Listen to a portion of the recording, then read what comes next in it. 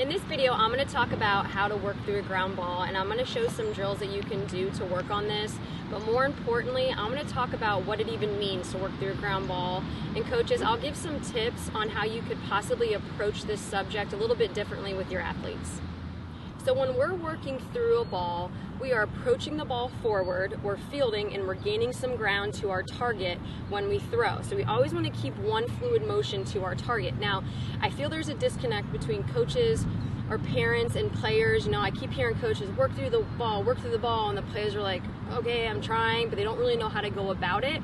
So there's going to be 2 points of focus that I'm going to go over that I really feel will help the athlete better understand how to work through the ball, and it'll get them a little bit more comfortable. So the first focus is going to be on your feet.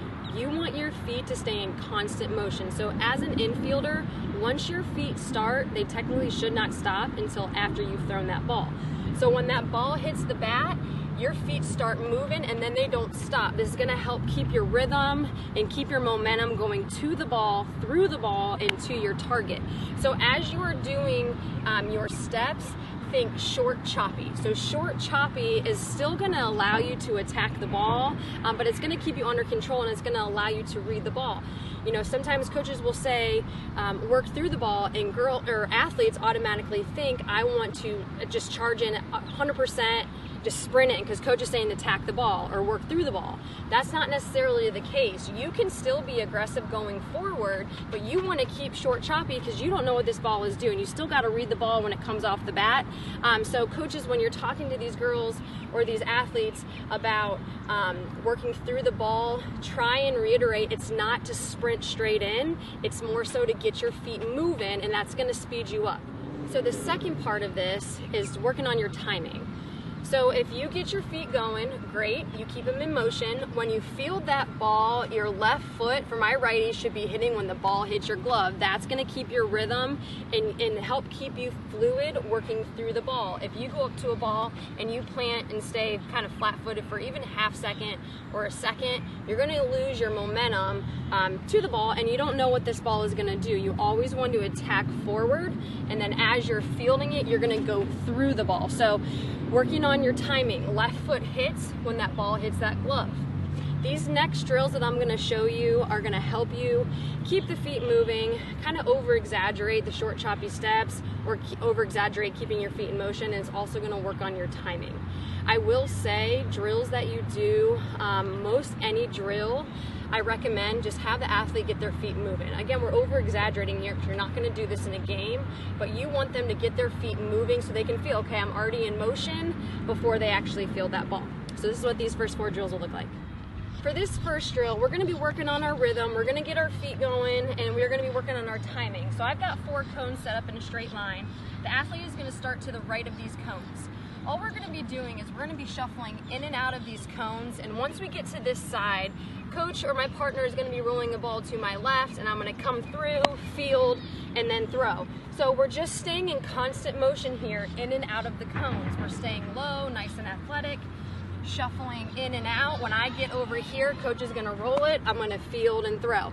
Athletes, work on your timing. As you come through, even if maybe it's not the most perfect roll, fine, take an extra step so you can get that left foot to hit the ground when that ball hits your glove. And this is what it'll look like full speed.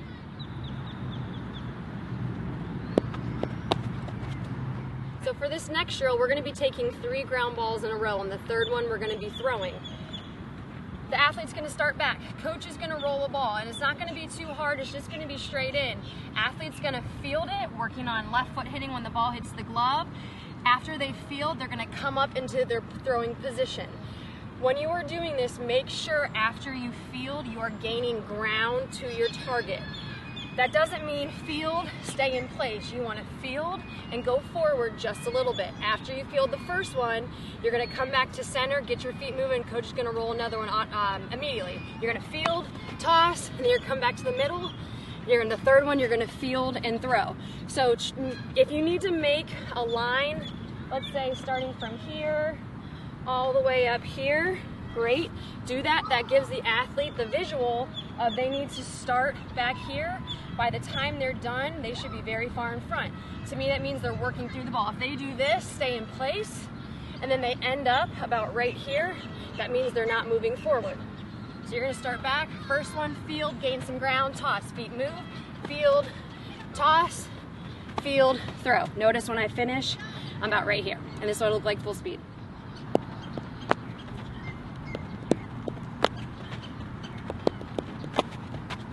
This next drill is with the ladder. You're gonna have a ladder in a straight line. I actually don't have it out all the way. Your preference, I just go halfway just to get the point across here, and that's our short choppy steps. Athlete's gonna start at the back. They're gonna go 2 feet in each ring. So you've got 1, 2, 1, 2, 1, 2, 1, 2. As they get to this last ring, coach is going to roll it, they're gonna field it and throw. And they should be gaining ground to their target after they do this. So as you're going through this ladder, keep your glove out, ready to go.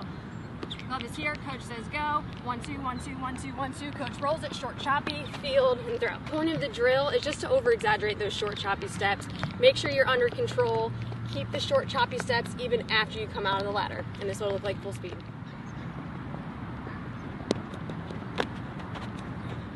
So the last drill that we're gonna do, and I know it might seem a little silly, is we're gonna be shuffling forward with our right foot out. So the reason I like this drill is because when we approach a ball, we should be in this position or around this position when your right foot hits. I see a lot of girls or athletes going up to the ball and they'll plant, they're straight up and down, and then they want to dive down. Their timing is all messed up. So you want to make sure that when your right foot hits, you're low already and your glove is out ready to go. So for this drill, you're actually just going to start with right foot out and you're going to be shuffling forward, just nice and easy. Coach is going to roll a ball, you're going to field, work through the ball, throw to first. Make sure that left foot hits when that ball hits that glove. So again, one more time, my right foot is out, just nice and easy forward. Left foot hits, ball hits the glove, and then I throw it at my target. And this is what it'll look like full speed.